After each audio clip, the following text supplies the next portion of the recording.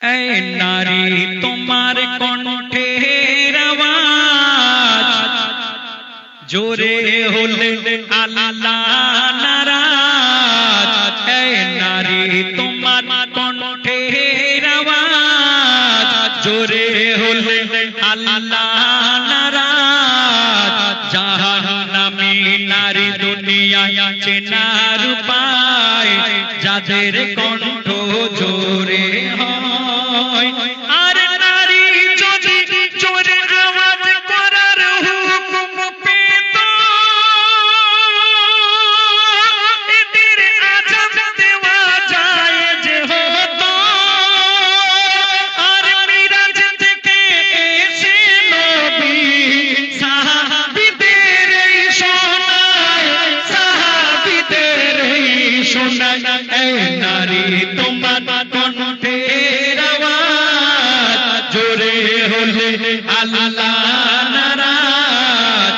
জাহান্নামী নারী দুনিয়ায় চেনার উপায় যাদের কণ্ঠ জোরে হয়। মেয়েদের আওয়াজকে কন্ট্রোল করতে হবে। কেন?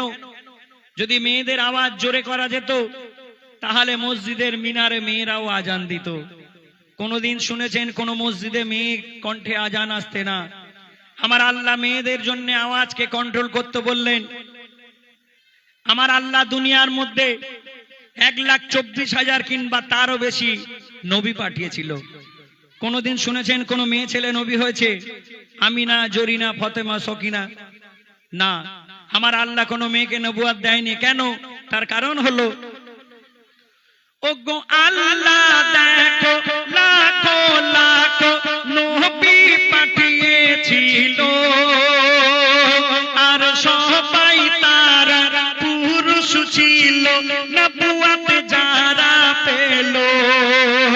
আর নারী যদি নবী হতো, ওগো নারী যদি নবী হতো পর্দা লঙ্ঘন হতো। ইসলাম প্রচারে উম্মতের দারে দারে নারীর কণ্ঠ ছড়িয়ে যেত। আর নারী যদি নবুয়ত পেত তবে আদমের ক্রিয়া তো কদর হতো। আর জান্নাত কি আর খুঁজতো নারী, ওগো জান্নাত কি আর খুঁজতো নারী। স্বামীর পায়েরই তলায়, স্বামীর পায়েরই তলায়। এই নারী তোমার কণ্ঠের আওয়াজ জোরে হলে আল্লাহ নারাজ। জাহান্নামী নারী দুনিয়ায় চেনার উপায় যাদের কণ্ঠ জোরে হয়।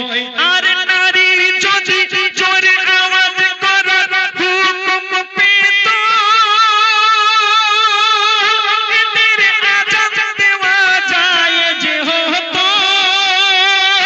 আর মিরাজ থেকে এসে নবী সাহাবীদের শোনায়, সাহাবীদের শোনায়। এই নারী তোমার কণ্ঠের আওয়াজ জোরে হলে আল্লাহ নারাজ। জাহান্নামী নারী চেনার উপায় যাদের কণ্ঠ জোরে হয়। আমার আল্লাহ মেয়েদের জন্য জান্নাতকে সোজা করলেন, কিন্তু তবু অনেক মেয়েরা জাহান্নামের মধ্যে বেশি পড়ে আছে। কেন? কারণ মেয়েদের অনেক ভুল আছে। অনেক মেয়েরা আছে দেখবেন, যদি আপনাদের বৃন্দাবনপুরের মেয়েরা ভালো, অনেক মেয়েরা আছে দেখবেন যারা স্বামীর সঙ্গে ঝগড়া করে। আরে নারীর সর্বপ্রথম জান্নাত তারা কোথায়? নারীর জান্নাত স্বামীর কাছে।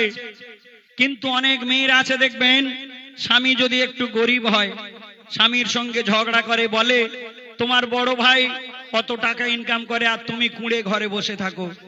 যে সমস্ত বউরা দেখবেন স্বামীর সঙ্গে দিনরাত ঝগড়া করে, সামান্য কারণে বাপের বাড়ি চলে যায়, সংসার আলাদা করে নেয়, রাতের বেলায় ঘরে একা থাকলে অন্য ছেলের সঙ্গে ফোন করে, যে মেয়েরা দেখবেন স্বামীর সঙ্গে ঝগড়া করে, স্বামীর সঙ্গে খারাপ আচরণ করে, আমার লেখক লিখলেন সেই নারীদের জন্য কি বললেন, ওগো যে নারীরা স্বামীর উপর হুকুম তামিল করে, তুমি ভুলে যেও না সৃষ্টি হয়েছো, ভুলে যেও না তুমি সৃষ্টি হয়েছো পুরুষের বাম পা জোড়ের হাড়ে, ওগো ভুলে যেও না তুমি সৃষ্টি হয়েছো পুরুষের বাম পা জোড়ের হাড়ে।